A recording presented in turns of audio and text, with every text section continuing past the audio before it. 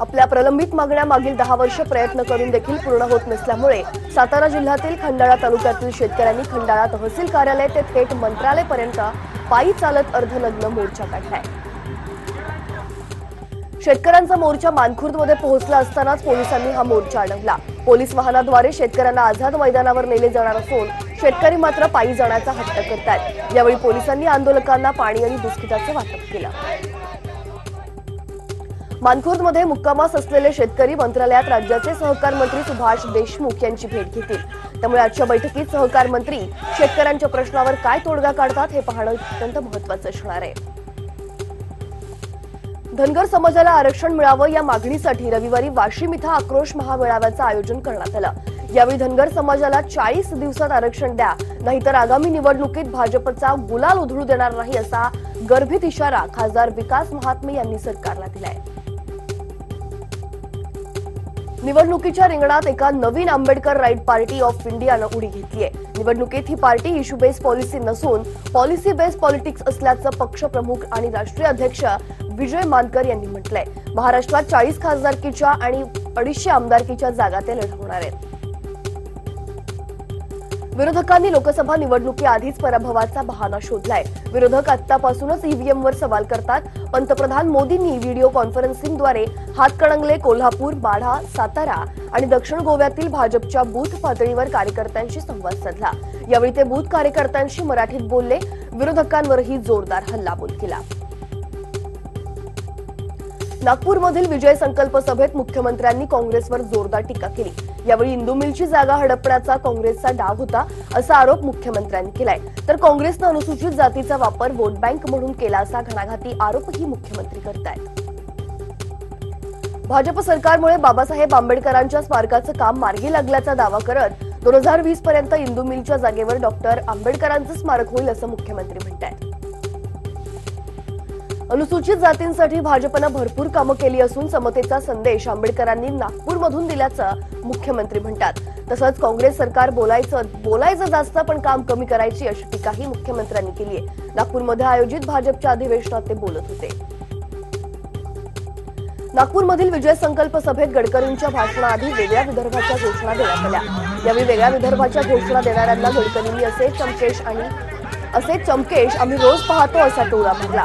दरम्यान घोषणाबाजी करणाऱ्या 7 विदर्भवाद्यांना पोलिसांनी ताब्यात घेतलं। गरिबांसाठी जर का कोणी काही केलं असेल तर ते नरेंद्र मोदींनी। त्यामुळे परिवर्तन हवं असेल तर मोदींना साथ द्या असं आवाहन यावेळी गडकरींनी केलंय। गरिबांकडे कुणीही लक्ष दिलं नाही, पण आमच्या सरकारनं मात्र प्रत्येक गरिबावर लक्ष दिलं असा दावा राजनाथ सिंह यांनी केलेला आहे। तर सबका साथ सबका विकास हेच आमचं लक्ष असल्याचंही राजनाथ सिंह म्हणतात।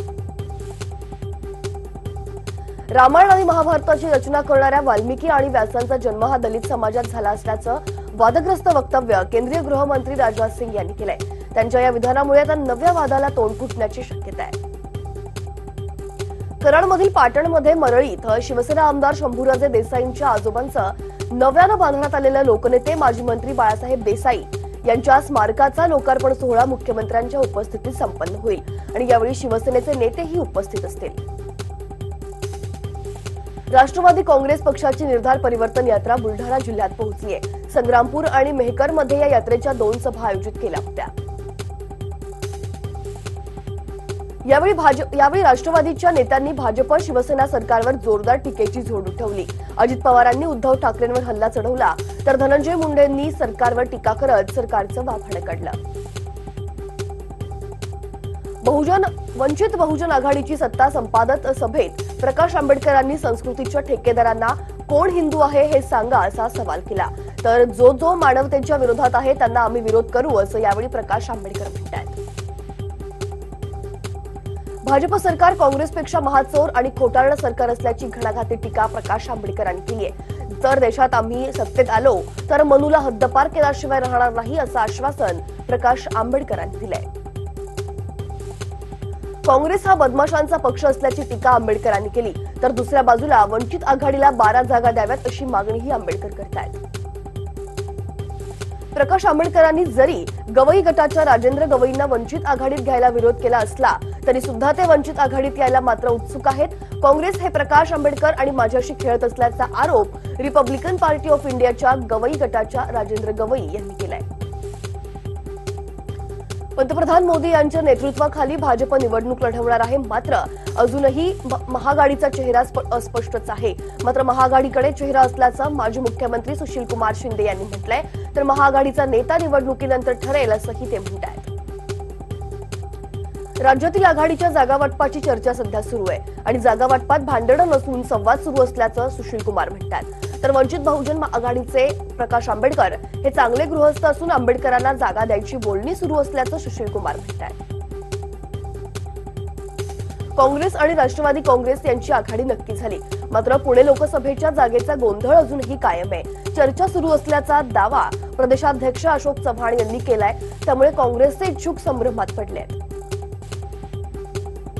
काँग्रेसच्या शेवटच्या टप्प्यातील जनसंघर्ष यात्रेला आजपासून सिंधुदुर्ग जिल्ह्यातून सुरुवात होतीये. 5 दिवसीय जनसंघर्ष यात्रेत कोकणातील जिल्ह्यात फिरून वेगवेगळ्या समस्या आणि भाजप सरकारच्या चुकीच्या धोरणावर आणि निर्णयावर जनजागृती केली जाणार आहे.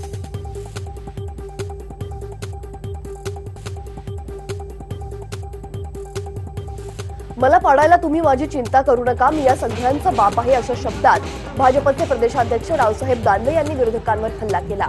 जालना जिल्ह्यातील जाफराबाद शहरात आयोजित कामगार मेळाव्यात ते बोलत होते.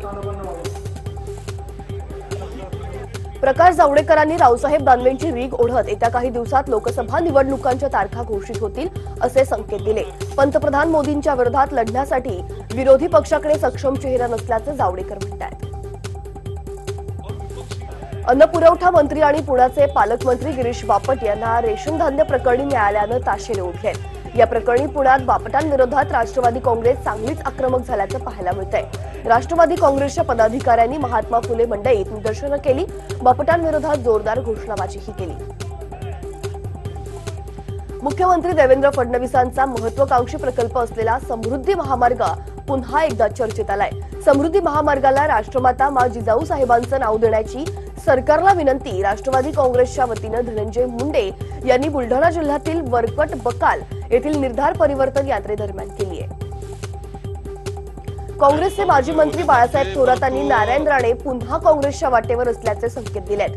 नारायण राणेंचं भाजपात मन रमत नसल्याचं थोरात म्हणतात. राणे हे काँग्रेसमध्ये होते, त्यांचं मन भाजपात कसं रमेल असं थोरात यांनी सांगितलंय. पुण्यात पुन्हा एकदा पोस्टरबाजी पाहायला मिळाली. पाणी कपातीवरून भाजपला टीका करणारे पोस्टर सध्या शहरात झळकतात. गल्ली ते दिल्ली तुमचा थाट, 100 नगरसेवक आमदार 8, पुण्याच्या पाण्याची लावली वाट अशा आशयाचे पोस्टर्स लावून पुणेकरांनी भाजपवर निशाणा साधलाय. औरंगाबाद येथील हर्सुल कारागृहात मृत झालेल्या योगेश राठोडच्या कुटुंबियांची छगन भुजबळ यांनी भेट घेतली. या प्रकरणी उच्चस्तरीय चौकशी करण्याची मागणी भुजबळ यांनी केली आहे. तसंच कारागृहात कैदी सुरक्षित नसल्याचं भुजबळ म्हणतात. ओबीसी समाजाला देण्यात आलेल्या आरक्षणाचा मुद्दा पुन्हा आढावा घेण्यात यावा. ज्या समाजाला बेकायदेशीर आरक्षण देण्यात आलंय त्यांना वगळण्यात यावं.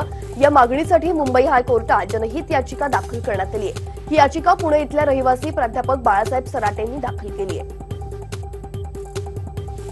बदलापूरचे शिवसेना उपशहर प्रमुख राजेंद्र उर्फ राजन चव्हाण यांनी आपल्या वाढदिवसा दिवशी तलवारीनं केक कापल्याचे फोटो सध्या सोशल मीडियावर व्हायरल झालेत. या प्रकरणी बदलापूर पोलिसांमध्ये अद्याप कुठल्याही प्रकारची नोंद मात्र करण्यात आली नाहीये.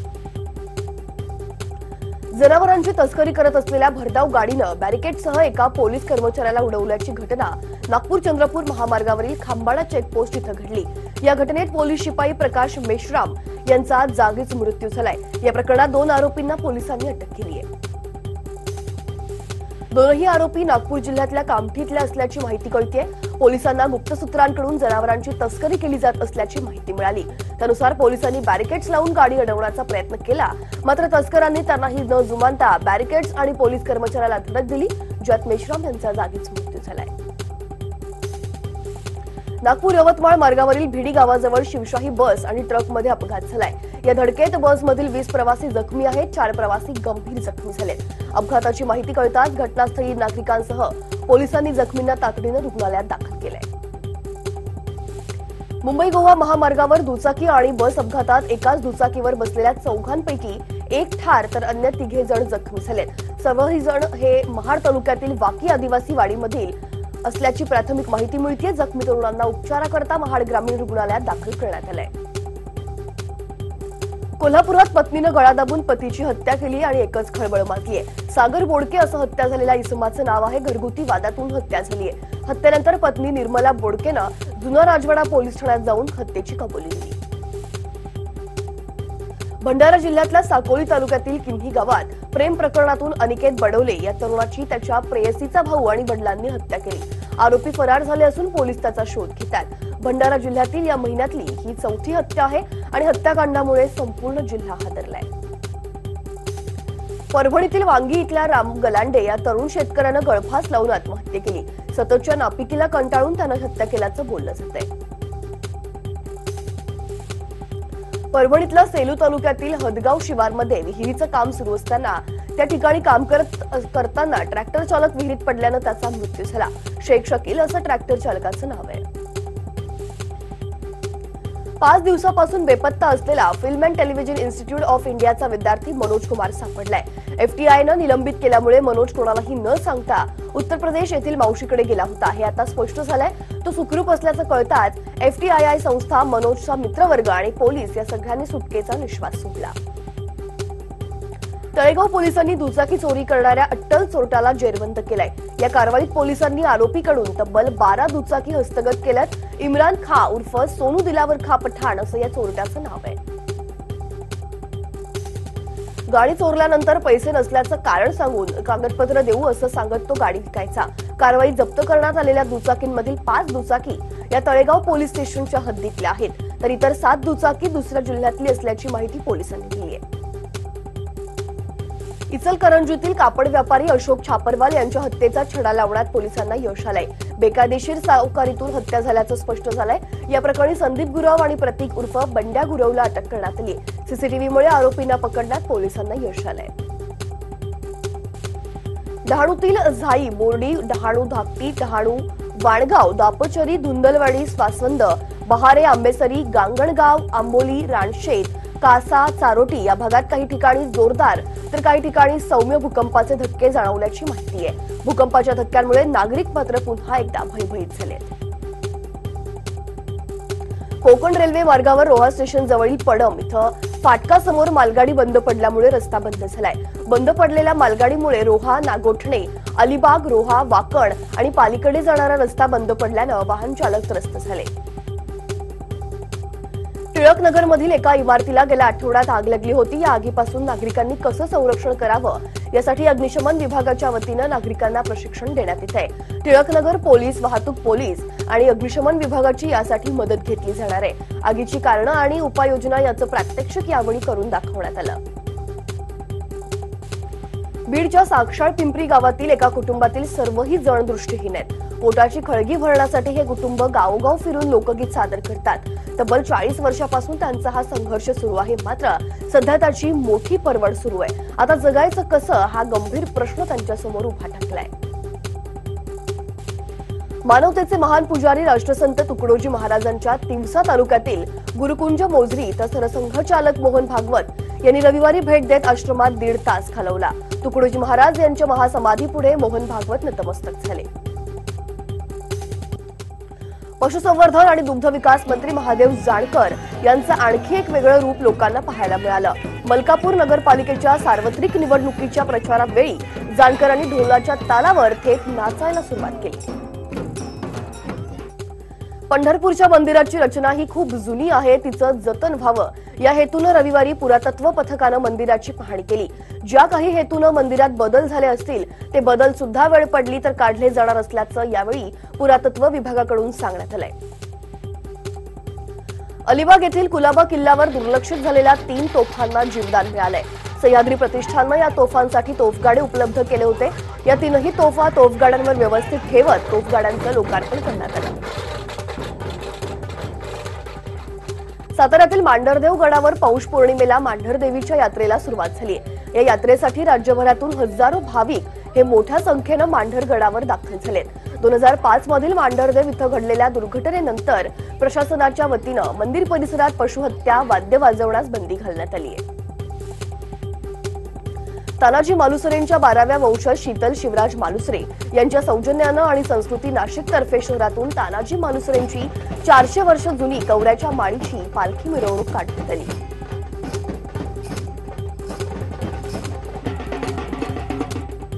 यावेळी अनेक मैदानी खेळांची प्रात्यक्षिकं दाखवण्यात आली। यात इतिहासकालीन दानपट्ट्यांची प्रात्यक्षिकं नाशिककरांना अनुभवायला मिळाली। त्याचसोबत मल्लखांब यासह अनेक धाडसी खेळ देखील साकारण्यात आले। यात तरुणींचाही सहभाग लक्षणीय होता। लागी न झालं जी मालिकेच्या सेटवर 26 जानेवारीचं चित्रीकरण पूर्ण झालंय। यावेळी सातारा जिल्ह्यातील 10 शहीद जवानांच्या कुटुंबियांचा सन्मान करण्यात आला। प्रथमच या मालिकेत सातारा जिल्ह्यातील शहीद जवानांच्या वीरपत्नींचा सन्मान सोहळा 26 जानेवारी स्पेशलच्या भागात पाहायला मिळेल। यावेळी आलेल्या प्रत्येक कुटुंबातील सदस्यांनी या मालिकेचं तोंड भरून कौतुक केलंय। मालिकेतील अजय आणि शीतलीची जोडी पाहून जुने दिवस आठवल्याची भावना शहीद जवानांच्या वीरपत्नींनी बोलून दाखवली आहे। मुंबईतल्या अंधेरी इथल्या भवन्स कॉलेजमध्ये डॉग फॅशन शोचं आयोजन करण्यात आलं। यात वेगवेगळ्या प्रकारचे श्वान सहभागी झाले होते। भारतीयच नव्हे तर परदेशी श्वानांनी देखील यात सहभाग घेतला। त्यामुळे प्राणीप्रेमींसाठी ही एक चांगली पर्वणी होती। प्रजासत्ताक दिनी दिल्या जाणाऱ्या राष्ट्रीय बालशौर्य पुरस्कार विजेत्यांची निवड आता केंद्र सरकार स्वतः करणार आहे। 1957 पासून स्वयंसेवी संस्थांना देण्यात आलेलं हे काम आता काढून घेण्यात आलंय। पंतप्रधान मोदींचा लोकसभा मतदारसंघ असलेल्या वाराणसीत आजपासून 3 दिवस प्रवासी भारतीय दिन आयोजित करण्यात आला। यात सहभागी होणाऱ्यांना कुंभमेळा आणि प्रजासत्ताक दिवसाच्या परेडमध्ये सहभागी होता येणार आहे। यावर्षीचं पहिलं चंद्रग्रहण आज आहे। हे पूर्ण चंद्रग्रहण असून यावेळी पृथ्वी, सूर्य आणि चंद्र हे एकाच रेषेत असतील आणि हे ग्रहण भारत वगळता आफ्रिका, युरोप, उत्तर आणि दक्षिण अमेरिका या ठिकाणी दिसणार आहे। भारताच्या कोलकाता इथं विरोधकांच्या रॅलीमध्ये अभिनेते आणि भाजपचे बंडखोर खासदार शत्रुघ्न सिन्हा सहभागी झाले। याबद्दल त्यांचं पक्षातून निलंबन केलं जाण्याचीही शक्यता आहे। कर्नाटकात काँग्रेस आणि जनता दल यांचं सरकार पाडण्याचं भाजपचं ऑपरेशन लोटस तूर्त फसल्याची चिन्ह असून भाजपनं गेले काही दिवस गुडगाव इथल्या रिसॉर्टवर नेऊन ठेवलेले आमदार राज्यात परतले। उत्तर प्रदेशातल्या शहाजहानपूरमध्ये एका विद्यार्थिनीला एनएसयूआयचा नेता धमकावत असल्याचा व्हिडिओ समोर आलेला आहे। छेड काढण्याची तक्रार या मुलीनं करताच या नेत्यानं तिला धमकी दिली आहे। प्रयागराज इथं आज पौष पौर्णिमेला गंगा, यमुना आणि सरस्वतीच्या त्रिवेणी संगमावर दुसरं पवित्र स्नान होत आहे। पौष पौर्णिमा हा कुंभमेळ्यातील कल्पवासाचा प्रारंभ मानला जातो। उत्तर प्रदेशात कुंभमेळ्याच्या निमित्तानं 1.2 लाख कोटी रुपयांचा महसूल मिळेल असा अंदाज भारतीय उद्योग महासंघानं वर्तवलाय। 15 जानेवारीला सुरू झालेला कुंभमेळा हा 4 मार्चपर्यंत चालणार आहे। मोदी पंतप्रधान झाल्यापासूनच्या 4 वर्षात केंद्र सरकारमधील 75,000 नोकऱ्या कमी झाल्यात। कर्मचारी निवृत्त झाल्यानंतर ती पदं रिकामीच ठेवण्यात येत आहेत। केंद्र सरकारच्या कर्जाच्या स्थितीवरील 8वी आवृत्ती प्रसिद्ध करण्यात आली आहे आणि या अहवालानुसार मागील 4.5 वर्षात सरकारवरील कर्ज हे 49% वाढून 82 लाख कोटी रुपये इतकं झालंय।